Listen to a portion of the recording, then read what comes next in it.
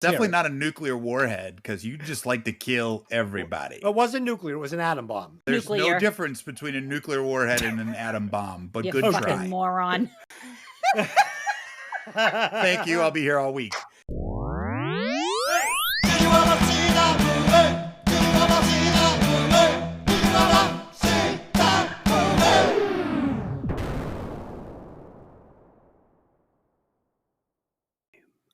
Welcome to Hey, Did You Ever See That Movie?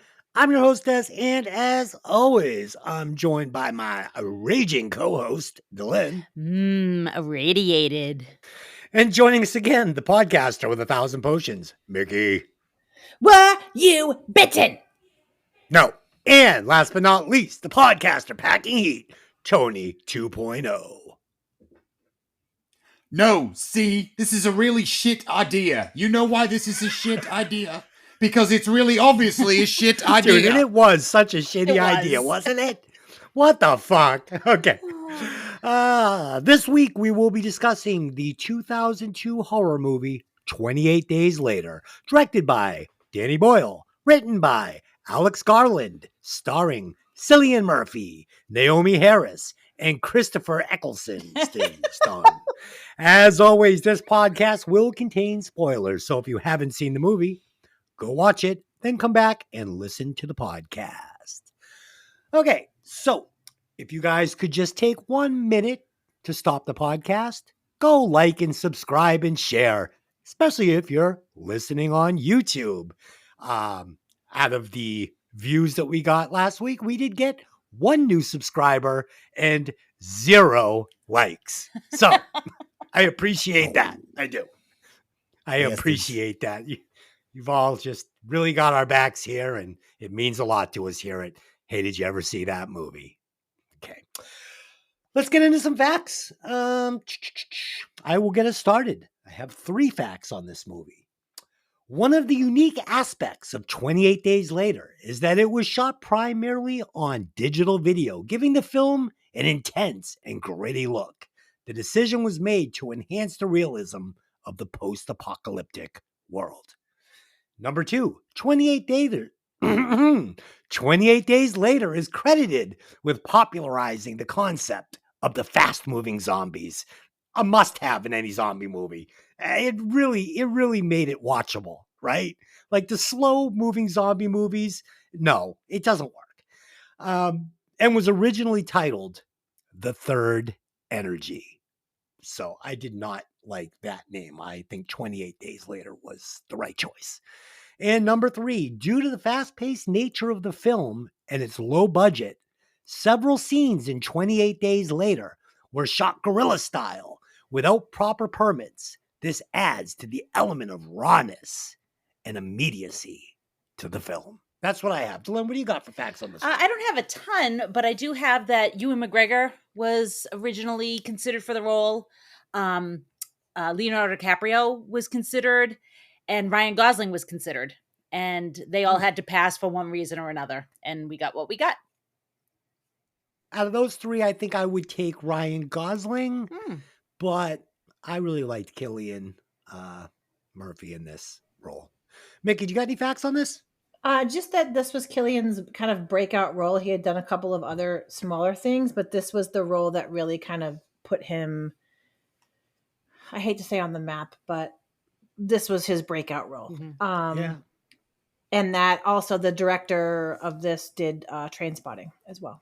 And then Cillian would team up with Leonardo DiCaprio later on in Inception, one of my favorite movies. And I think Cillian is a great actor. I mean, just really cool. Yeah. He also did another movie. I can't remember what it was. He's on a plane. Maybe it's called Red Eye or something. Yeah. Yeah. I thought McAdams. Yeah. I like that one too. Yeah. Tony, any facts on this movie?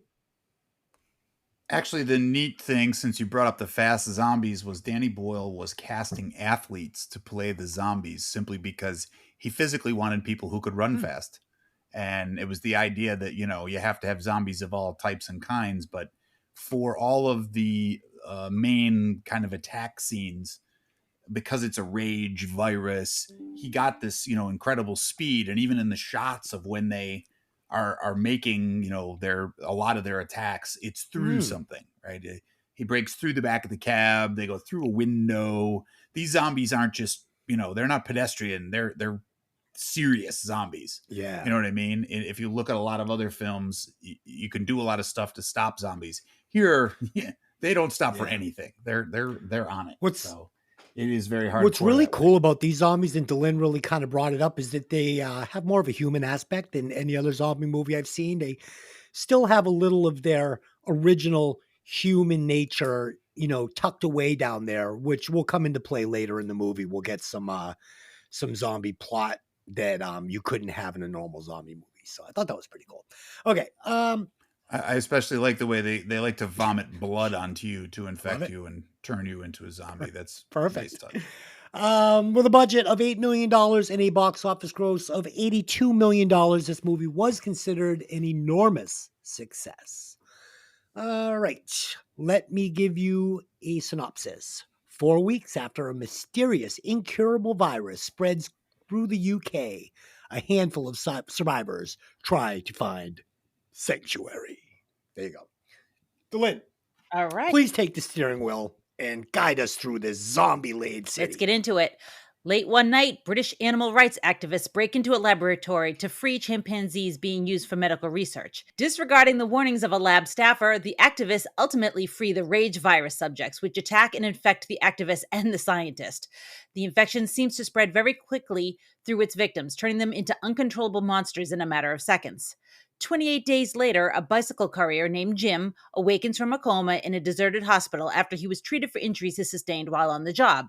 As he leaves the hospital, he discovers London is completely deserted and rife with signs of catastrophe. While he wanders the streets, calling out for anyone who might still be around, he finds a church where a large group of people have gathered. He quickly discovers that the people are raging monsters who attack him. He's chased through the streets by the infected people before being rescued by two survivors, Selena and Mark, who rush him to their hideout in the London Underground, using explosive charges attached to gasoline pumps to cover their escape. They reveal that while Jim was comatose, the virus spread uncontrollably among the populace, turning most people into vicious murderers they call the infected, and resulting in societal collapse, possibly on a global scale. So, first of all, I could have done without the first scene with the monkeys and the activists, because it just really super bummed me out. Like that poor monkey tied to the table and the screens, and it just freaked me out, and it almost took me out of it. Like, you could have gotten rid of that entire scene, and I don't need to know where the virus came from. Like, I don't care. I don't need to know. So I could have skipped the monkey torture. It was hard to watch. Second, we get a lot of Jim walking through the empty city, screaming hello at the top of his lungs. And maybe it's the amount of video games I've played over my life. The thought of being in this position where you're like, oh, I'm in danger, something's going on. Screaming hello and drawing attention to yourself seems like the last thing you should do. Maybe it's just me. I was like, what? So first off, I didn't ask about opening thoughts on this on this movie. So well, I were was getting there. No big deal. There's no real order here. It's chaos. Dogs and cats living together. Yeah. That's right. So just quickly, just so everybody knows like what our history was with the movie. This was the first time I've ever seen this movie in its entirety. I've seen little scenes, the end here and there, but yeah, I've never actually sat down and watched this movie. So yeah, it's just pretty fresh watch for me. I knew the ending, like I kind of remembered it, but whatever. And for anybody who was expecting to hear Predator with Pat, unfortunately, we had to swap the weeks because Mikki and Tony had some scheduling issues. So you will be getting Predator next week. Tony, had you seen the movie before preparing for the podcast? No, actually, I'm a virgin. It's my first first watch. And Mikki, you suggested the movie, so I'm sure you've seen it. Yeah, I actually saw it in the theater when it came out. And that's kind of one of my like weird irrational phobias is like zombie apocalypse kind of stuff. So one of many. This movie terrified me especially because they were running. The running zombies just put a whole new level of fear into me. So I think my wife actually has a coffee mug that says I'm going to trip you when the zombies are running after me so that they'll get you. I'm like, that's my girl, honey. Anything to survive. You go. I just feel like with the zombies running, it like creates this like over overhyped kind of sense of urgency that you don't get in like a zombie movie, you know? Right. Yeah, totally. So, Lynn, how'd you seen the movie? Yes, I had seen the movie before, and I've probably seen it in its entirety maybe twice, and it's been a while. Again, like a lot of our movies, I hadn't watched this one in a while. So parts of it I had forgotten, but parts of it I remembered. First of all, I was getting some serious Clockwork Orange vibes from this scene of the monkey strapped to the chair being forced to watch ultraviolence. Definitely felt like it was taken right out of a Clockwork Orange. Second, like you said, Dylan, I'm taking 1/10 of a point away for them making me watch cruelty to monkeys. Fucking somebody call the ASPCA. Oh, wait, they did. That's why there's a virus. Shit. Yeah, that whole monkey torture thing, it had to be there. I would not take it out of the movie. It's powerful. It explains where this virus is coming from. I thought it was shot super stylistic with the dark reds and the flashing imagery. I thought it was great. Next, we find out the chips are, in fact, infected with rage through induced infection and violent images. Does this sound familiar? Our government has the population on pharmaceutical drugs, processed food, and an orgy of violent imagery on the news 24/7. This was like watching a documentary on our present society, and that made this movie that much scarier. That was literally in my notes that like hello, rage virus. We've already seen what happens when you fuck with things like that. Yeah. Yeah. I mean, you see rage virus every time you get in your car and get on the highway. Okay. And finally, we get our first look at Jim in the hospital. And I think a quick shot of his wiener would have been fine, but we get more than an eyeful of a super hairy balls, morning dick, and sweaty ass crack. I mean, they're just going to beat us over the head with this. It was an odd choice to give us that much Cillian Murphy pee-pee, but it's fine. Yeah, I believe the term is full frontal nudity, and full, right? Real. Why? It was a lot. Why? Not essential. I'd rather watch the monkey abuse than the full frontal. It was a Cillian lot. Murphy. The concept of waking up in a deserted hospital, though, very creepy. Not knowing how you got there, I thought it was really cool. And the whole church scene is shot so well with this heavy-handed imagery. And I was asking Dylan if she noticed it.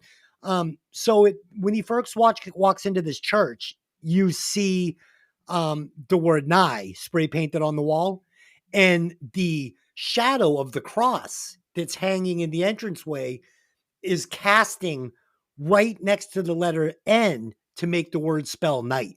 And it's done intentionally. And I thought it was really cool. And of course, Murphy's soundtrack to this movie is just fabulous.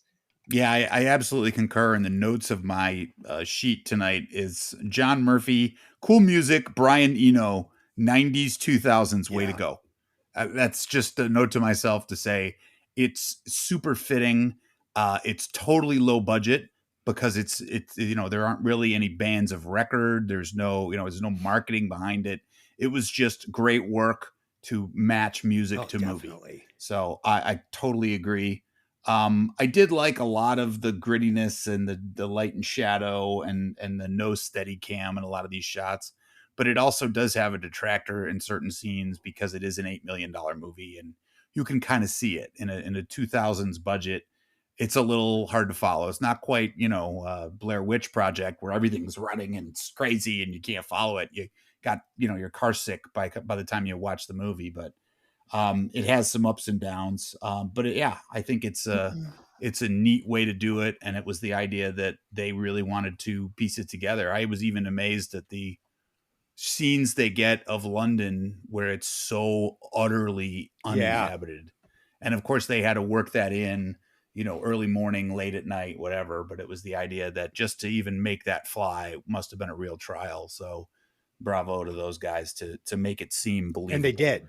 And I also concur with Delyn on the last thing you do is be like, hey, is anybody here? Where's everybody? It's like, dude, you're just ringing the dinner bell. What the hell? Yeah, but you got to keep in mind, though, okay? So put yourself in this character's shoes. You wake up in a hospital. You don't know how you got there. Everything is abandoned. You don't know you're watching 28 Days Later, a zombie movie. Zombies aren't coming into your head. I'm not even saying zombies. It could just be like bad guys. Like somebody is taken over, whether it be the fucking another country or something else. You don't want to call attention to yourself. You want to get low. You want to get hidden and scope up the details. I said the same thing. I said the same thing last night. Like, I would never, first of all, can you imagine waking up to that? No. Like the isolation and the fear that you must feel.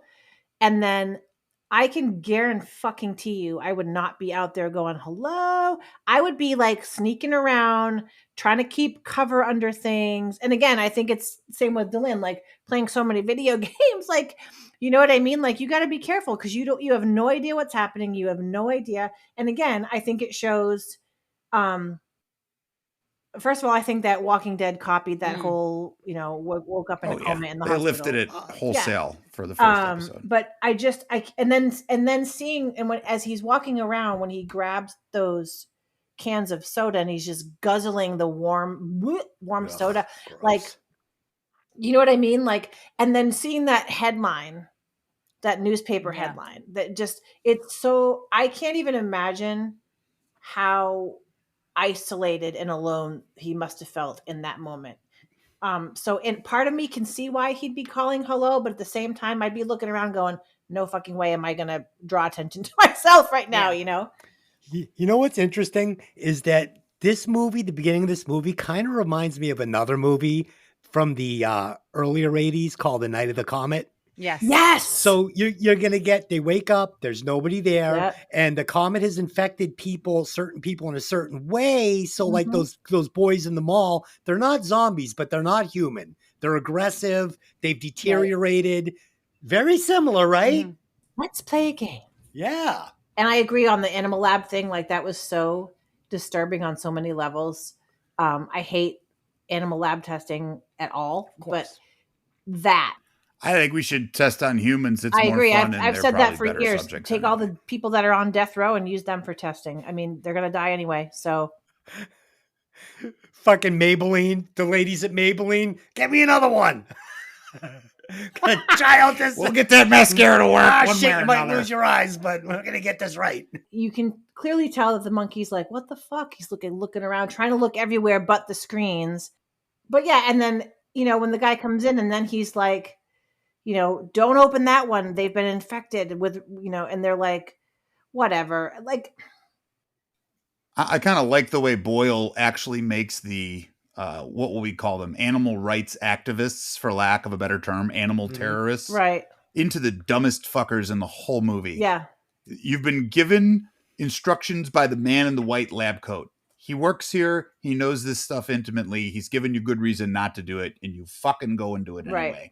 Apparently, because mentally you're just 6, and you have to push the big red button, even though you know that's not what you're supposed to do. Yeah. Yep. So it's kind of like the whole premise of the film is, hey, this never had to happen, but now that it did. Yeah, this they're all movie Right. is a lot of bad decisions made in a row. Yeah, all in one place, right. But I love the fact, too, that even Cillian Murphy's character, he knows something's wrong. He's not dumb. He finds the news agent and he reads the paper, yet then he's still walking down the middle of the street in the scrubs, this little bag of soda. It's like, dude, you're putting the pieces together, but you're not quite making 2 and 2 get 4 because you're still not doing what we all have a consensus that you should be doing. At least, try to stay out of the middle of the road. Stay towards a building, maybe duck into one, make sure it's cool, do a little reconnoitering, use your head. Find a weapon. Well, he's got a weapon, like Sean Penn in fucking Bad Boys. He's got a pillowcase full of soda cans. He's good to go. All right, Dylan. All right. So Jim insists on going back to his parents' house. They think it's a bad idea, but Selena and Mark accompany him anyways. He discovers that his parents committed suicide. That night, several infected attack the survivors, and when the fight ends, Mark is bleeding from a nasty slash on his arm. Despite his pleas, Selena immediately hacks him to death with a machete, explaining to Jim that infection is spread through contact with contaminated blood and overwhelms its victim in seconds, rendering them deadly to others. She warns that should he become infected, she will kill him in a heartbeat. As the two journey through the derelict city the next day, Selena rules out intimacy between her and Jim, declaring that only the fight for survival remains. They see Christmas lights blinking in a high-rise tenement and go to check it out. About halfway up the stairs, Jim has to stop because he has a pounding headache. Selena explains that he's crashing from the sugar in the soda he's been drinking for the past few days. They then hear the sounds of approaching infected and race up the remainder of the stairs where a man in police riot gear directs them to his apartment and fends off the infected. Frank and his teenage daughter Hannah have holed up in their flat. Invited to spend the night, Selena and Jim privately debate whether they should remain with Frank and Hannah. Jim says that they seem like good people, while Selena fears they'll just slow them down, warning Jim that putting others ahead of one's own personal survival is a sure way to get killed. So they made it clear how the infection started. I'm unclear on the rules for what attracts them and how intelligent they are. I know that they wanted them to still have part of their thing, but like these two see the lights and they're like, okay, we're going to go up there. And then they're like pulling on those shopping carts, making so much noise, banging up the stairs. The infected show up and she screams, infected. And it's like, is it noise? Can they see you? Do they smell you? Like, what's going on? I'm a little confused by the rules, but I don't know how they knew to climb over those shopping carts. And in Jim's house, two of them crashed through the window, drawn only by the candlelight or maybe the TV he had on. I don't know. Yeah, there's more messages about modern, society. They're making a point with this soda. Oh, you've got a headache, you're crashing from the sugar, you need more sugar to get back up. It's a drug. I mean, it's why your kids feel like shit. That's why your kids are insane, because you're pumping them full of fucking Pepsi and Coke and fucking candy. This is why America is obese and sick and demented. I haven't had a sip of soda in fucking 10 years. It's crap, people. Don't drink it. I would be grabbing. So he wakes up in this hospital. He goes out. He realizes what's going on. Yeah, this is going to come up a couple of times in this movie. And it's one of these things that fucking drives me nuts in fucking zombie movies. I'd be grabbing some food and guns and heading back to that hospital if I'm Jim. Just like in the mall in Dawn of the Dead, everything you need is in that fucking hospital, right down to medicine and a fucking cafeteria. I would lock that place down. I would clear it. I would barricade the entrances, and I would hold up in that hospital. There's no reason to be fucking wandering around the streets with your fucking winky out in a bag of soda. It's stupid. I think that's Boyle's way of giving you two dimensions. One, we've got the dimension that Jim isn't exactly the sharpest knife in the drawer. Good guy, good heart, cares about mom and dad, practicing Catholic or whatever the hell he is, Protestant, whatever. My point is, because he goes to the church first. What the fuck you would do there? I don't know. Maybe he's just freaked out, and then I think we're also learning about Selena, who turns into the hero of the film, if you ask me, because she's as sharp as a blade. You know what I mean? She's ruthless. She's intelligent. She's a pharmacologist or whatever the hell she is. Pharmacist. I'm not sure. She had a badass jacket. Yeah. And she's on it. She's locked on. She's in, alert mode 24/7. And I think she puts up with Jim a little bit at the beginning, only because she lost her guy, Mark, there. And sadly, she had to do what she had to do with him. But it's the kind of thing where, she's all about making it from day 1 to day 2 to day 3 and etc. But I think it's also the idea that we'll see later, she does whatever it takes to make sure you're gonna get through this. Whoever's in her group, if you will. And right now it's Jim. So she's going to tolerate some of his cranky stuff, because even to the point, like in that stairway, she said, do you need to break? And he's like, no, because he's a man, right? He's going to show her. And of course he does, and she knows that, and she literally has to say to him as he's lagging behind, do you need a break? And he's finally like, oh, I got a headache, I got this. Okay, well, suck it up, Buttercup. You want the zombies, or you want to get a headache and go up and see what's going on? So I think what Boyle was trying to do there was show how it's kind of in human nature to seek out other people, like to you know what Absolutely. I mean, to like group up versus sure. We're tribal animals. That's what we do. Just like they did in Dawn of the Dead. And I think I thought he did a really good point of kind of like The Mist, showing how fast shit can turn, like how fast society can crumble. But I think with that scene, when you said, why I would have gotten some weapons and gone back to the hospital, I would have grabbed some weapons and maybe tried to keep myself a little more hidden. But I probably would seek out some other people too. But at the same time, I'd be afraid that, because I don't know what's going on, are other people the cause of, you know what I mean? Like, you're kind of stuck. Like, what do you do? Do you Yeah, and I think that just because people aren't zombies doesn't mean they're trustworthy. You know, Right. they'll use you up and burn you down in a heartbeat if they think you could benefit them, because their only goal is just like Selena, survival at whatever cost. And it just goes to show you too that the priorities are totally different. Money is worthless because there's no society to spend it in. So he bends down to pick it up as like a reaction, but he learns that what am Right. I doing that for? It's just pictures on paper that don't mean anything. So he's given you the depth and the breadth of the characters there in a weirder way. Yeah, the zombies are not the most terrifying thing in this movie, unfortunately. Um, No. yeah, you touched on it, about the David character. When he goes, he finds his parents. I thought it was really nice that they, died together, drinking the wine. It was It very was sad. sad. I thought that the mother holding the picture of David with the heartfelt message on the back was a nice Jim. touch. Yeah. What? His name is Jim, not David. Oh, okay. That was a night. That was. I love that note though. That note was really sweet. Yeah, no, it was. I thought there were some nice cutscenes in this. There wasn't a ton of scare in this, so it was important for the director to give us some jump scares. And I thought the cutscene from Jim daydreaming about his parents to it, raining zombies in the kitchen was pretty nice. I thought that was a good jump scare. Um, I thought it was nice how Selena painlessly and humanely killed Mark with her dull machete. Dude, that was fucked up. And then we get this quick setup and payoff, Tony, like you said, in the hallway when they're going up the stairs. And you can see Selena's in great condition. She's been running the zombie marathon for a while now. She's in shape. Jim is a newbie. He's completely out of shape.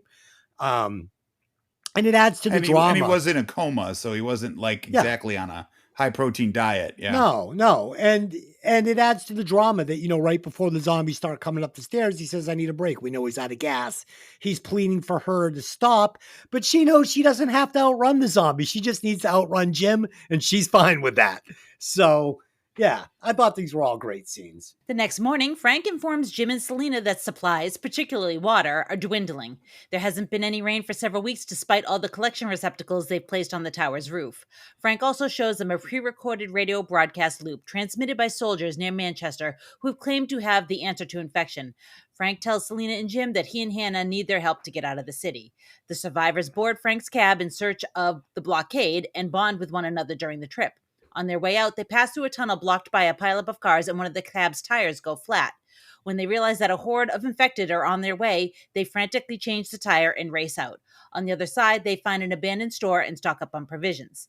Selena's steely resolve begins to soften while Jim's experiences on the trip begin to toughen him up. At a roadside rest stop with a restaurant, Jim explores the place and is attacked by an infected young boy who says, I hate you. Jim kills him with a baseball bat and walks out sullen and remorseful. So the first thing is that I hate you got left in accidentally. It was supposed to get removed. Initially, they had the infected talking a lot more, and they decided that they did not want that to happen. So that little bit got left in by accident. And also, I agree with Jim. Going through the tunnel is the stupidest fucking thing. Like, why would you do that? That made no sense. And Des and I were talking about it today. If you really wanted that tunnel scene to happen, you go the way Jim said, and it's covered in zombies. And you're like, oh, we need to turn around. And now we have to try the tunnel. Like, you don't just blast through the tunnel like idiots like that. Like, who does that? You're just asking for trouble. And sadly, too, you're right, because they have built Frank up to be a really kind of a stock and trade good character. He's obviously a tough guy. I thought he was like a prison guard or something as an occupation, because he's got the helmet with the riot shield and and he's beating them in the hallway and he saves their ass, gets them inside. And now all of a sudden he's a moron. And it's like, wait a minute ago, he was all good collecting water. Because I'll put it this way, 3 days without water and you're probably going to die. It's that simple. You can live without food for almost 3 weeks, but without water, your body's just going to shut off and you're fucked. So I'm like, he's on it, right? And then he does this bonehead play, and it's like, dude, what are you doing? Plus, I love the way that taxi cab and its 5 inches of ground clearance is able to get up on the stalled cars and drive over them. Really? It made no sense. It made no sense. Well, and then instead of driving on the flat and getting out of the trouble, we're going to make that little girl change that flat tire right there in the tunnel and see if she can outrace the zombies. It's like, Jesus. Okay. I know you want to build That whole tension, scene, but like with the zombies, like just the shadows of them running through the tunnel. I remember literally at the theater, like having like like panic attack over that scene because it was really freaking intense. And I love Brendan Gleeson. I love him so much, and I thought he did a great job with that. And Selena, she don't play. She is just she's when you first watch it and you see her, you're like, God, she's intense. Like she just needs to chill the fuck out. But as you go along, you're like, okay, now I see why she's like that. You know what I mean?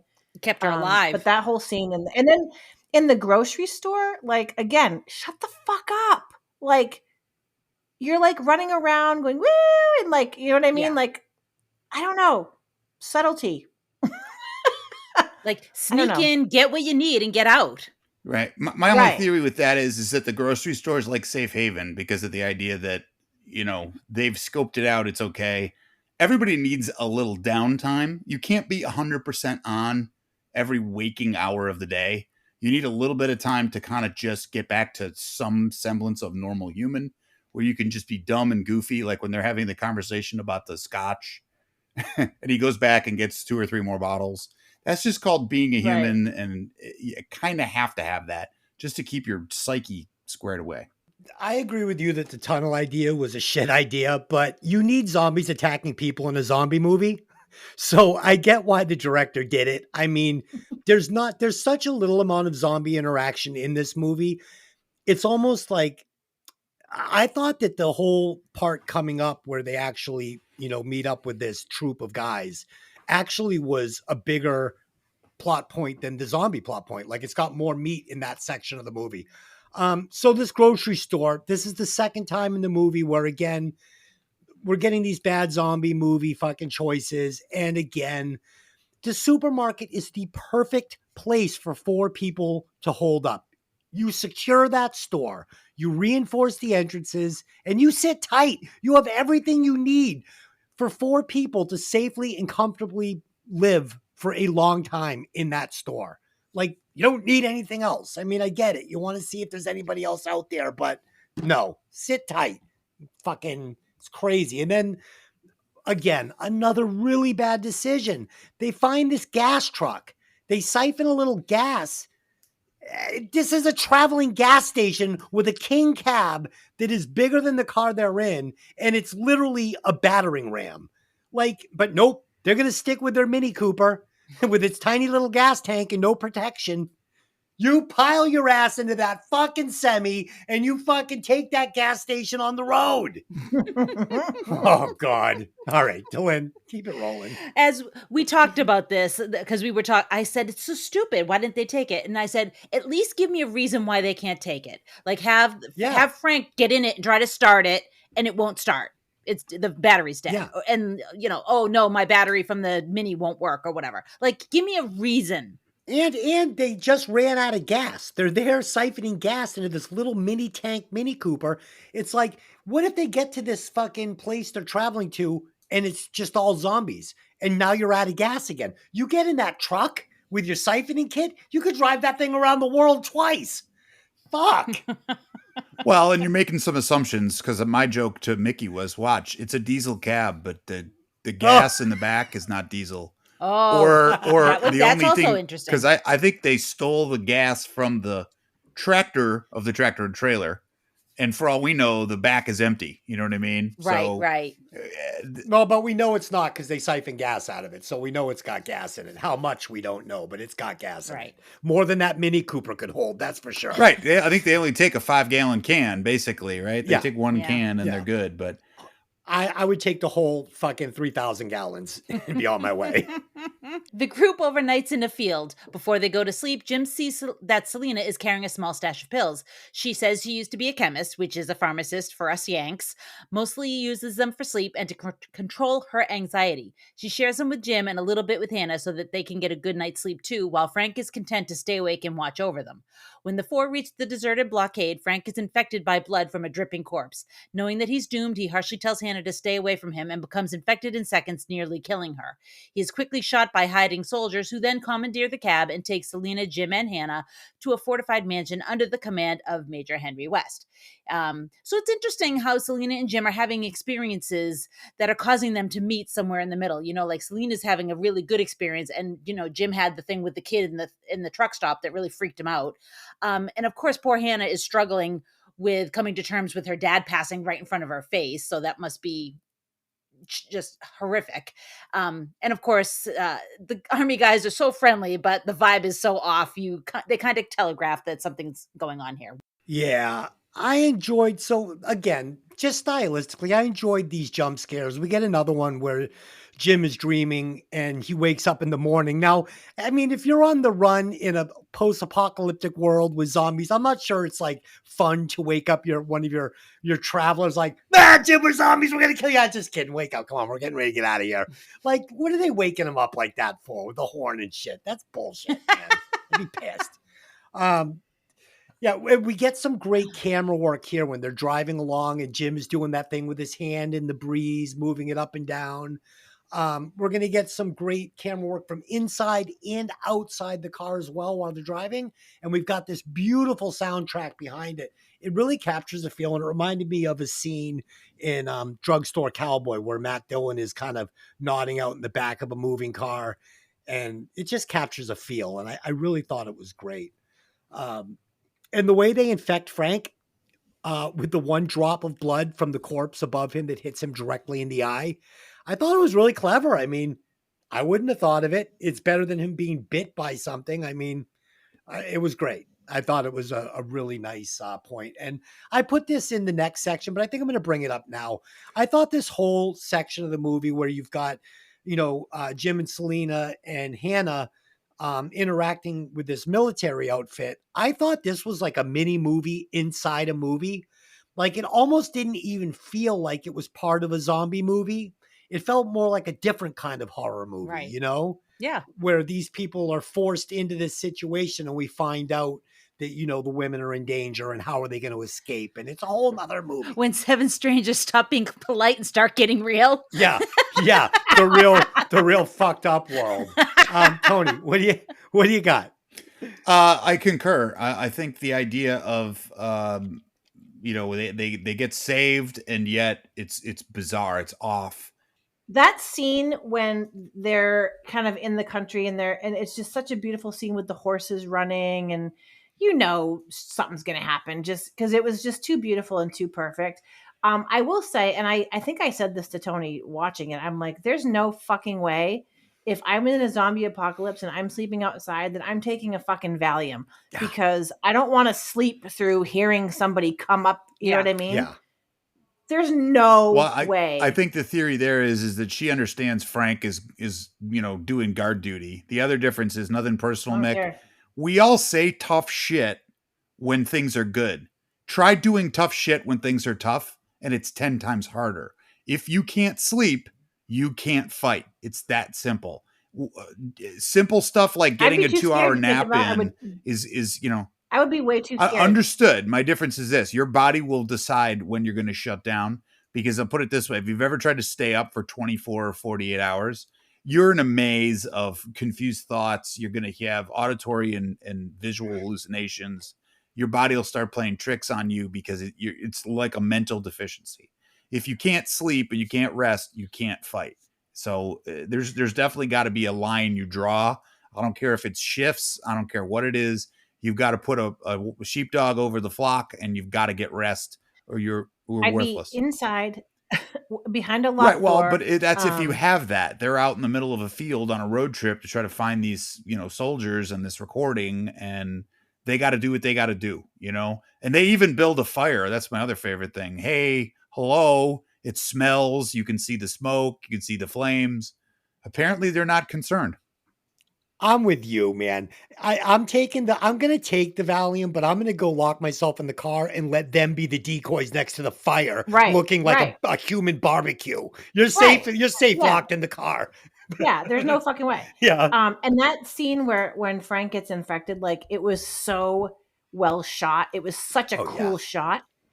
And I remember getting so angry that when I saw this in the theater for the first time, I actually yelled, "No fucking way!" when he got like infected, because I was so upset because I Yeah. love him. And you can tell his frustration and the fact that he doesn't think anyone is there, because he's doing dumb shit like yelling at a bird for pecking a dead, you know what I mean? Like you could feel his like anxiety and his frustration in the fact that it wasn't what he thought it was going to be, and he feels like that he let Yeah, them and down. on top of it, he was the one that pushed everybody to go do this thing, and here they are, and there's nobody Yeah. there. And he's like, fuck, I Right. just dragged these people out of relative safety, and now here we are and we're fucked.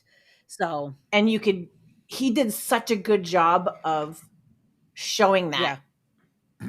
in just his actions and the couple of words that he speaks. Yep. And as soon as he gets that thing, he knows. Yeah. He's like, oh, you know what I mean? Yeah.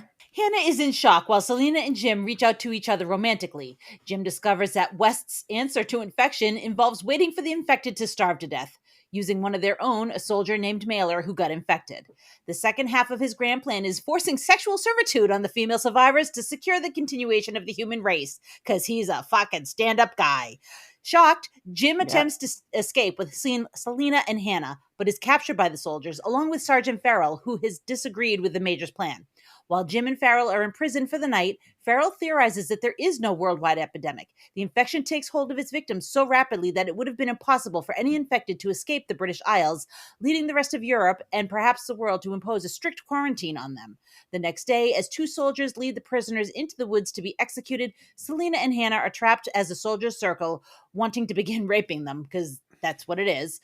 Selena asks to be left alone briefly with Hannah to prepare her. Selena tells Hannah she'll give her one of the sedatives so the experience will be less traumatic. So earlier in the movie, Selena told Jim that the last broadcast that they were able to get said that there was reports of infection in New York and Paris right before the station stopped broadcasting. So if the deal is that it is just the UK, maybe the reports were incorrect, or maybe the infection had spread somehow much further than they realized. Since you can tell somebody is infected within a few seconds, it's not like somebody's getting on a plane or a train and nobody's going to notice. Although, there is a tunnel between Paris and London, so maybe that, but I don't think they could reach New York. But that's just my thought on it. And then it's really weird for me to watch this because I am a Doctor Who fan, and Christopher Eccleston was Doctor Number 9, and he is a delight, and he's such a nice man. And to watch him in this movie, it's just like, oh God, it's like he's so gross. It really kind of ticked me off. Yeah, so you were watching me watch this for the first time, this scene, and when they get back to this mansion, I honestly thought the military compound, Major Harry West and his boys felt like sketchy, horny, little feral fucking sperminators. Like, these guys were sketchy as fuck. And I wasn't wrong. They were. It was telegraphed. And I get it. You need to repopulate the world, right? But that isn't what this is. And it's been a month. It's been a month. But it doesn't matter. Even if that was the catalyst driving them trying to trap women with this broadcast, this isn't like, we're going to artificially inseminate you. No, this is a bunch of horny boys that are being like bullies. Mm-hmm. And it's terrifying. They put this broadcast out to trap and collect women, and they're going to brutally frighten and rape these women. And one of them's a little girl. It's fucking terrifying. Yeah. Yeah, this shit is dark and honestly makes me feel like Sergeant Farrell's take on Man at Dinner. I agree. The planet would probably benefit from a break from mankind. Humans are destructive. They pollute. They are the most dangerous animal on earth to each other. It's bad, man. And it really sheds a light on real stuff. But this twist has me super interested in how they're going to escape. And that's great storytelling because it feels like all hope is lost. Like, how is Jim and these women going to get out of here? But they get it done. It's great. And when these zombies attack from the field and the siren goes off, it makes me feel like this fortress is a little vulnerable, and their dependency, their survival depends on ammunition. right? Yes, Which actually, will that's something I was going to inevitably run mention. out. Yeah, like what? Yeah. And there's scenes where they're just like in the air, and Yeah. it's like you're wasting ammo. Like, what are you doing? This ammo will eventually run out because there's a lot of people in the aisles that could be coming. So I feel like this. Well, clearly these guys are not like top of the food No, chain guys. no. Like they're, you know what I mean? Clearly they're a little off. Yeah, but I feel like this brigade has the weapons and the means to relocate to a more secure location, like I don't know, a fucking mall. They already You did a know. movie like that. Sorry, you missed it. He's trying to turn every zombie movie into Dawn of the Dead. I know. My classic. You're absolutely squared away when you say that. You know, they have a gate which is basically like a piece of mobile fence with some barbed wire around it. I'm like, wow, that's an outer fortification. You guys are doing a bang up job here. And even even that they have a nice mowed lawn with supposedly tripwires and landmines and all this stuff. Yeah, they're just randomly shooting fully automatic weapons. They don't aim. You know, there's apparently no limits. It's suspension of belief. Plus, it's 9 guys, so I don't care how good your shots are. 9 people cannot cover this estate and its grounds from attack unless they're in a nice, formation and they're easy to shoot. But so it's a complete suspension of belief, but it's also the idea that, Major West is not running a military outfit. He is running a boys club because these guys are really just grown up children. Mentally, they're still like 8, but physically they're 28 or whatever. Even the one guy, they never explain why his haircut is all effed up. I assume that's because he got basically hazed or tormented by the others and they shaved part of his head, but not all of it or whatever. So he's not even, it's like Jones is the cook and he has no idea what he's doing. So it's the whole place. He's wearing a fucking apron. He's wearing a women's apron. Whatever. Hey, if that's your gig, go for it. But you can see the Major's not really running an outfit. He's just kind of supervising the idiocy. Babysitting. Well, and not even well, because he's made a deal with these guys to say, hey, if you act right, I'll let you have the women. You know what I mean? That's the prize. That's the big treasure. Actually, it's funny that you say that because I'm thinking to myself, like, why would he do that? And then it's like, oh, well, because if he has 9 dudes with guns in front of him, he's safer. He's not out there shooting. They are. To an effect, I'm not really sure what his motivation is. I think it's more the idea that he's a cult leader, not a military leader. You know what I'm saying? Yeah. He's running in the Moonies, if you will, in central England, Manchester, UK. But it's the kind of thing too where you don't want to look at people's motivations because you're not going to like what you see. I think it is a certain element of survival. But it's also the idea that he needs to keep these guys in line because at any one point they can just shoot him. And now they're in charge, right? I mean, the corporal you see is definitely vindictive and he has no compunction with killing or hurting people. So he's got to keep him in line. So he makes a deal. It's kind of like a bad parent, instead of your kid acting out and you discipline them, you make them a deal and say, hey, I'll buy you a toy if you don't do that anymore. And that's what he's done. He's made a deal with them to say, do what I tell you, and you can get the women, which I have trouble believing, but whatever. We'll go with it for the idea of it's a shit show and it's the de-evolution of the human kind of presence at this point. I love Selena using her brain and being like, okay, this is going to suck. And clearly they're going to do whatever they're going to do to us, but I'm going to protect this little girl as much as I can. Mm-hmm. And she's like, I'm going to give you, a bunch of Valium so you don't care. But those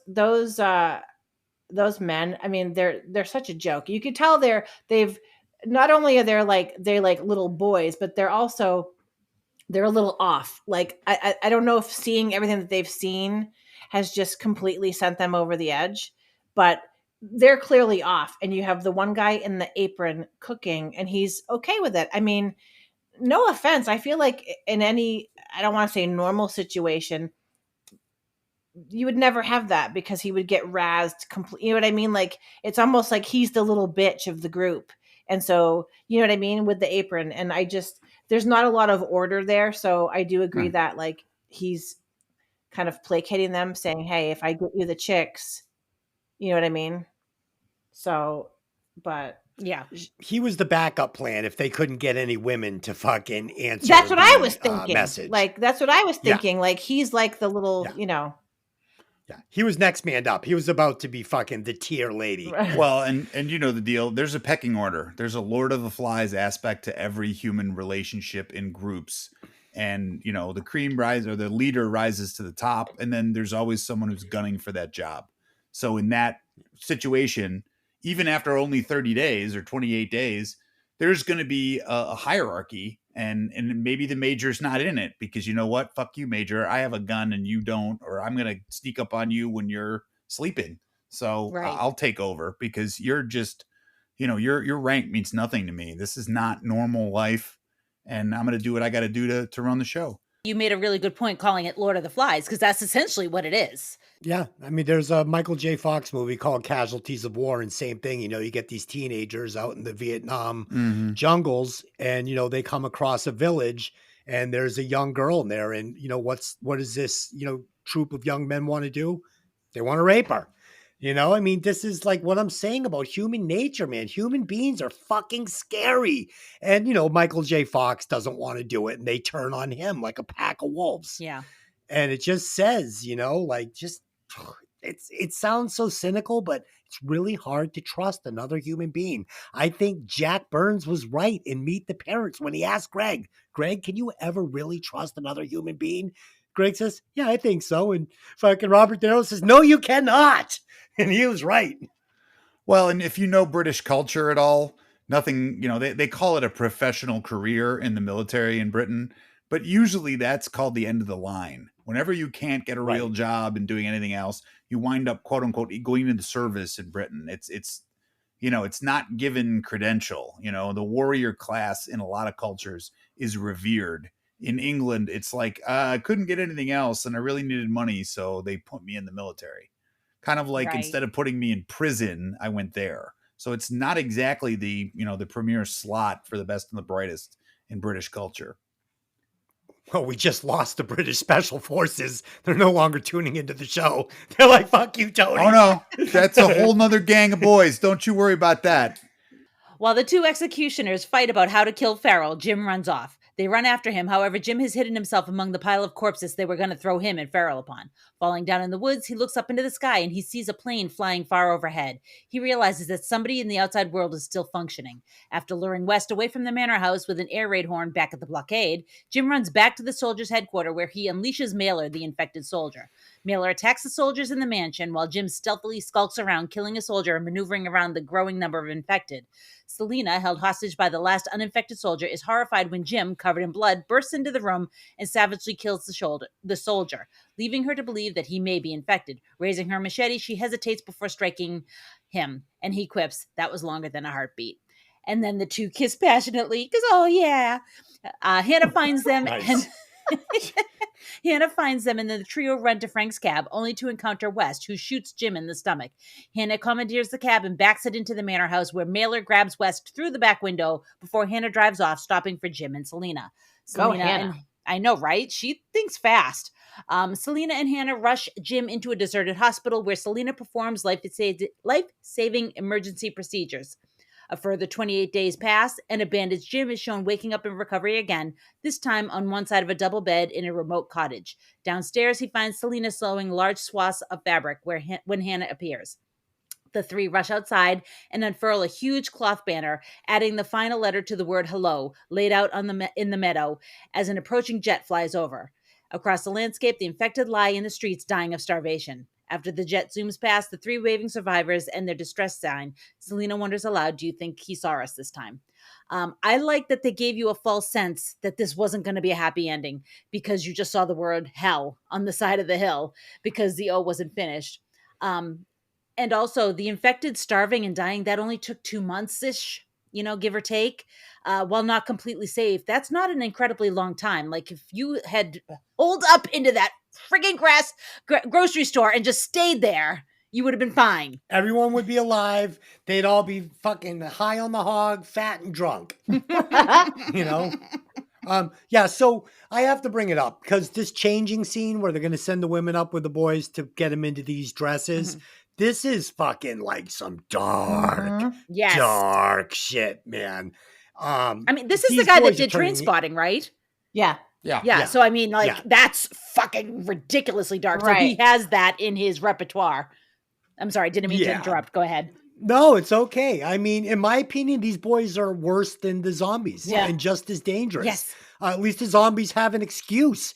These are boys that are going to basically rape, torture two women for no reason, but they haven't been laid in 8 weeks. Like what? What am I watching?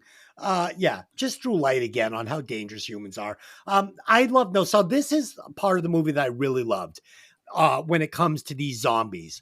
I like that Jim recognizes if he sets this zombie free that's chained up out back, the sliver of conscious humanness that is still in it will act revenge on its repressors. And that's what's cool about these zombies. They're still just human enough. And it's a nice little twist on the zombie thing. You know, this whole escape scene where Jim's going to build his own little troop of zombies, right? So he builds his little troop of zombies out of the antagonists, really. Yeah. The people he's trying to free his friends from. He turns them into his own little troop and they kill each other from the inside out. It's fucking brilliant while Jim watches through windows outside. Oh, this is so smart. It's smart horror. It's one of my favorite parts of this movie. And fun, you know, I love this character of Hannah. She's great through the whole movie. And every time she tried to step up a little bit when her father was alive, he would kind of like daddy her down a little bit. And now she's her own woman in the world. And I love when she grabs the keys to the Mini Cooper at the end and takes care of business. She backs up into the fucking zombies and fucking aces fucking Sergeant Asshole via fucking zombie lunch. And then she rescues Jim and Selena and is off to the races. And I thought this was great. And the end of the movie, it was really fast, like almost too fast to wrap up, but it worked. And one of the strengths of this movie is it never dragged for me. It passed the like check the phone test, never got long in the tooth. I just thought it was a very brisk pace and I was engaged right to the end. Even when they take those times to give you breathing time, like when they're driving in the country and Jim's doing the hand thing, and you know, when they're in the supermarket, like they're giving you time to breathe in between the intense scenes, and it never got slow, even though in those scenes for me. No, and they're shot beautifully. So it had my attention. I was actually like marveling at the beauty of the art while I was taking my breather. Yeah, he does a really good job doing that zombie face suddenly in red right behind you thing. He does it in the cab and he does it here too with Mailer. And it's effective both times because it makes you shit your pants every time. I loved it. Tony, what did you have on these final scenes? My personal favorite is Jim's, shall we say, coup de grace on our friend the corporal, who needs to be killed because he's probably the lead asshole of the asshole gang, where he gives him the thumbs in the eyeballs. And it's graphically done. It's nicely done. It kind of made me think of Nicotero because he's the guy who will pull that off. And he's, you know, so active in a lot of zombie films, but long and the short, go Jim. The girl, Naomi Harris, Selena, is, you know, she's obviously in charge and large because she can put on a little charm. She can kill you in a heartbeat. She's got a lot of skills and abilities. She, you know, she fits whatever role she needs to at the time to get it through it. And, you know, she's obviously very protective. She's become mom to Hannah. And, you know, I think Hannah is also an extension of Frank because Frank was resourceful and intelligent. And he obviously taught her how to do this stuff. You know, she's what, 14 maybe in this movie? And she's driving the cab like she's been doing it, you know, most of her adult life, if you will. So while Frank tries to keep her from the nasty of life, he's obviously taught her how to cope, how to survive, you know, in many different segments. She's the one that changes the tire quick enough to get them out of the tunnel. So obviously she's got skills and abilities too. And we see some of that, which is neat. As far as the ending, I love the fact that they picked the word hello just so it was hell with an O. I would have put help A, it's only got Yeah. 4 letters, not 5, and B, I wouldn't have to sew all those sheets together. I So agree, a little Tony. I confusing, agree. but like you said, they want you to give the idea that, oh shit, they're in hell, you know what I mean, or something Yeah. terrible has happened or whatever, and then he sucker punches you with the O and everything's great, so Yep. it's kind of a neat little spin. My other difference too is that how do we say this correctly? That's all it took. We found a cottage in the country and the zombies are weak, and so Yeah. you're 2 right. months. Well, and granted, we could go with that, right? I think he doesn't teach you a lot about the zombies throughout the film on purpose. He just wants you to know that they're fast and they're deadly, and Yeah. there's no Yeah. science in it. You know what I mean? All the scientists are presumably dead. It's not a light and noise thing. It's not a whatever. Tony, It's just that this isn't a movie about zombies. right. It's a movie about human nature. exactly, and is what it is. about these people and what they need to do to make it from day to Yeah. day. Yeah, I concur. Yes. Absolutely. So I liked it. I mean, I think you're right. It's a movie with punch, but it doesn't overwhelm you in any one category. Gotcha. Yeah, it was a fun ride. Mickey, what'd you think upon this rewatch? I love this movie. I mean, Cillian Murphy, his kind of like turnaround at the end with him, like, okay, now I'm fucking badass because they're hurting my girls. Do you know what I mean? Like, these guys are wrong. These guys are sick. There's no way that they can get away with this. And I just love everything from throwing himself into a pit of dead people to get away to I love that. that was awesome, to going and turning on the siren and then hiding and then coming back, like, and just when he's like all like assassin, like outside the window and it's raining and he's covered in blood and he's just watching all the carnage. I just thought that was so well done. And that, like you said, that line when he's like, oh, that was a little bit longer than a heartbeat. You know what I mean? Like, I love that. I thought that was just done so well. And then, getting Hannah, she's like, fuck it. When she sees stuff going down, she's like, oh, no. You're not going to do this. Like, I've watched, my dad is now dead. These are my people now. And you just shot one of my people. Nope, sorry. So she's like, fuck you. She backs right up. She lets the guy just break in and get him. I just thought that was awesome.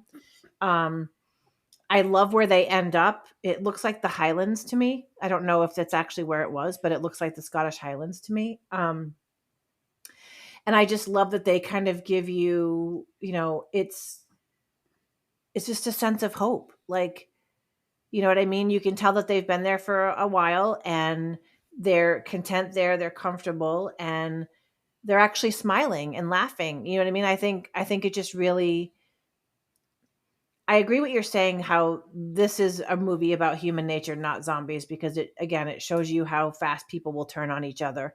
But I think it's about hope at the end because, clearly the whole world hasn't gone to shit because there's, fighter jets overhead. So somewhere there's, normalcy or relative. I think you're right. Yeah, I think you're right that it's about how bad human nature can be, but then it's also how beautiful human nature can be. Right. And like you have to have both sides of it to make like, if this was just all like doom and gloom, I don't think I'd enjoy it half as much as I end up enjoying it. It's those moments that you feel the hope, that you feel like this might work out, because that's also something that very human perseverance, pushing through pain and trouble, and people do it every day, and so, yep, people are fucking assholes every day, but people are awesome every day too. And I mean, even Frank helping them out at the beginning, he didn't have to let them, especially knowing that he had the fucking infected right behind them.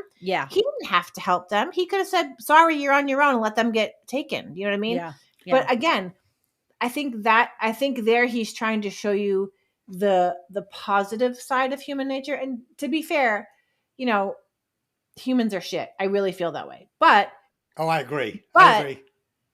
there is good in the world. There is good. There are good people. There are people like Frank and Hannah that will help you. You know what I mean? You have to remember though, Frank is advertising. Okay. Frank's in a dilemma. He has no water. He's trying to collect water. Yeah. No, I So know. he's got the Christmas lights out because guess what? That's Yeah. the neon sign advertising. We're But he didn't here. have to let Come them on in. down. He didn't have to let them in. He could have said, "Oh, look, you're not the military with guns and whatever. Oh, fuck Right. off." But You know what I mean? he knew that at that point anything is better than nothing. So he's gotta extend himself Right. and just hope for the Yeah, best. And I think when if he he still sees, had running, go ahead, Des. if he still had running water, he's not opening that door. Right. Right. Well, and Um, it's also the idea that I think when he sees who came, he has a more optimistic viewpoint on life. It was 6 dudes that look like the Banditos or the Hells Angels. He may have a different outlook, but Right. it's the idea that he's like, okay, these people, they're tough. They came with some skills. You know, we're going to be okay. He greets them. He's very cordial. You know what I mean? They respond in kind. He just thinks even that, at the end when they're putting the sheets out and they're like, when she's like, "Do you think they saw us this time?" And she's smiling and she's like, "Fuck it, we're here, and it'd be awesome if they saw us, but we're doing okay." Yeah, I mean, at that point, Mickey, we've already seen some of what is going on in the military at this Mhm. point. You've got this beautiful little cottage, you've got this little family dynamic going. Like at this point, I'm not even advertising we're there to these jets. What if this is the Blue Angels and they're out looking for women to fucking rape? Right. You know, like okay, Des, shoot. not all people in the military are rapists, okay? Just so you Oh, know. Cut that out. Cut that out. God help us. Okay. God help us. Oh God, I The love Blue it. Angels looking for women to Right. rape. Okay, famous quotes here first. Oh God. I think that's the intro. Oh shit. The Blue We're gonna be Angels in looking deep for women trouble. to rape. Oh God. Okay, so I think we broke that down. I think we did a nice job of discussing 28 Days Later. Let's head to the recasting couch and then give our alternate endings. So, for the recasting couch, I would replace Cillian Murphy with one Sean Penn. No, I'm joking. I joke. I would replace Cillian Murphy Frank with Stallone. Christian Bale. Okay. Christian Bale. Ooh, I think yeah. Christian Bale would pull that off. No problemo. Delynn, what do you got for a recasting? So I recast Hannah with Dakota Fanning when she was younger. Oh yeah. Mhm. Yeah. Yeah, I like that. That would really work. Tony. I actually stayed in the English actor genre and took Colin Farrell to replace Jim, just because he's a little grittier. Okay. And then I went Nice. with a little nicer touch on Frank. I thought Gabriel Byrne could be a Sure. more fatherly type figure. Yeah. Yeah, that's great. I like both of those. I think they both would play just fine in this movie. Delynn. I mean, sorry, Mickey. What do you got? So I had 2. I had and this is kind of a stretch, but I think he could do it. I would replace Cillian Murphy with Tom Hardy. Okay. Yeah. Yeah. And By then the way, I would that's Michelle's lovely example of Sean Penn. Everyone is Tom Hardy. She told me earlier she wants to see the motorcycle riders just because it's a Tom Hardy movie. I love Tom Hardy. It actually looks like a pretty It good does. movie. And then I would replace Selena. And I know it sounds weird. I would replace Selena Rosie O'Donnell. with Kate. Just with because she Kate does such a Winslet. great accent. Oh, I like Winslet. Kate Winslet. Yeah. I think Kate Winslet sure. would just be so feral in that role. Yeah. Yeah. Oh, I agree. That'd be fun. All right. So there you go. We've recast the movie and now let's each give our alternate endings. As if we'd end the movie like that. Yeah. Let's do the Scooby-Doo ending. Good call.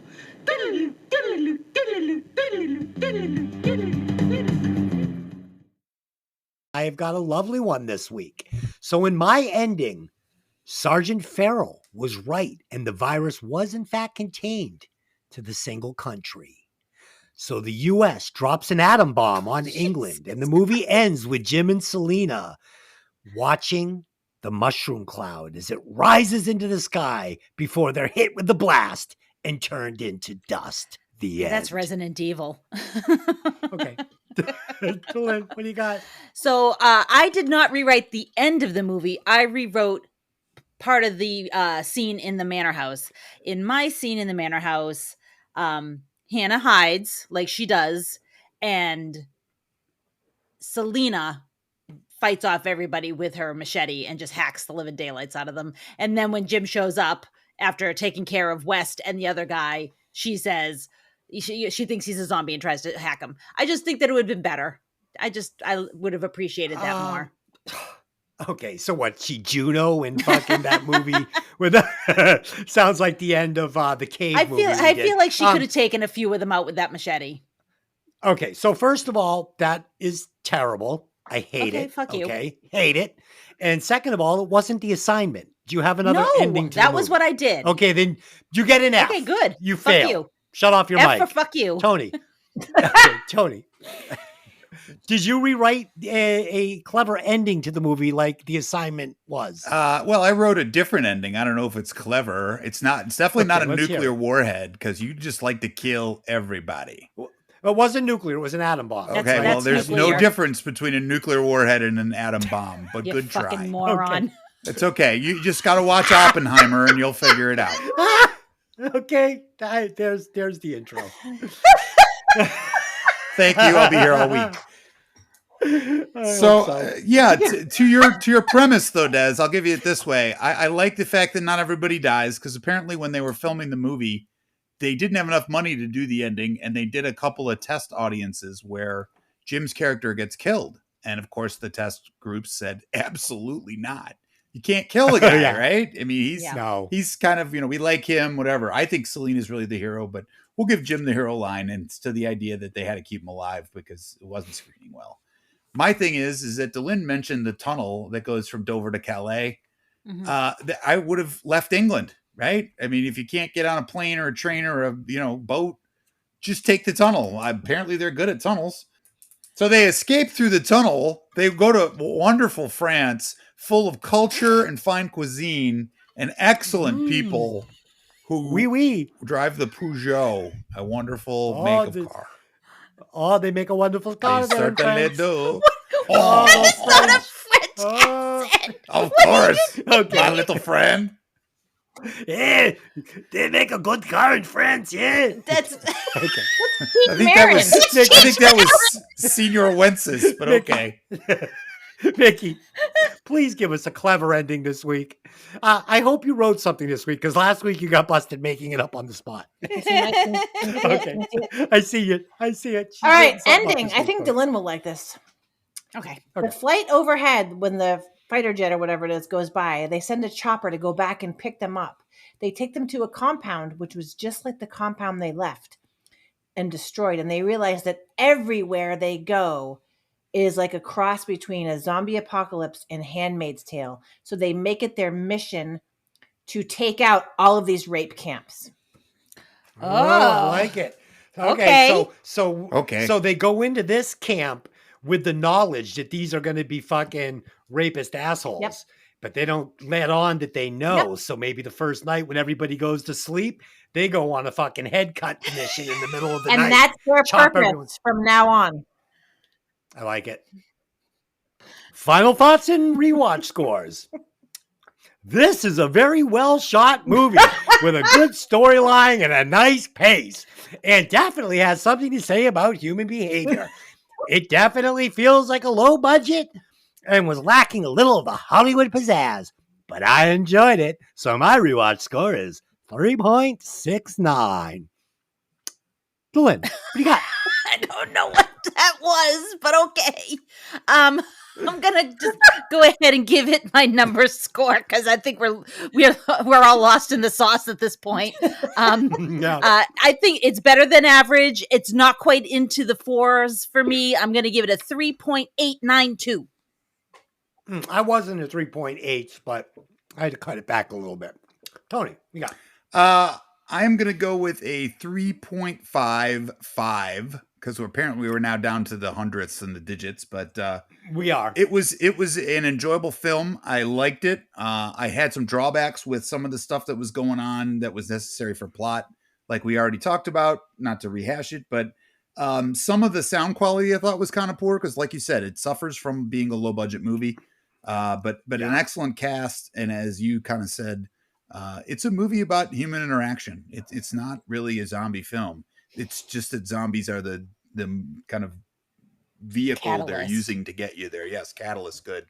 So yeah, I liked it. It was a good watch. I would check it out. And Danny Boyle does a nice job with a lot of things. He's definitely got skills.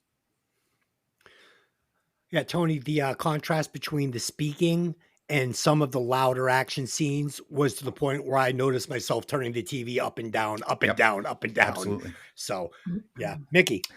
I love this movie. I own it. I loved Cillian Murphy in it. I thought this was kind of the movie that made me kind of watch him. His best role to me is still Tommy Shelby with Peaky Blinders, but I'm going to give this a 3.92. Ooh, I like it.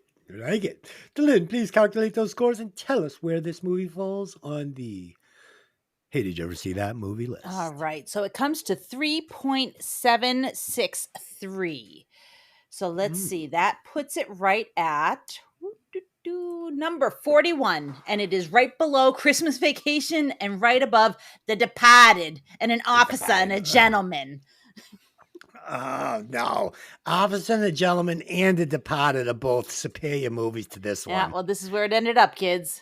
Whether it's a superior movie or not, we enjoyed it more for whatever reason.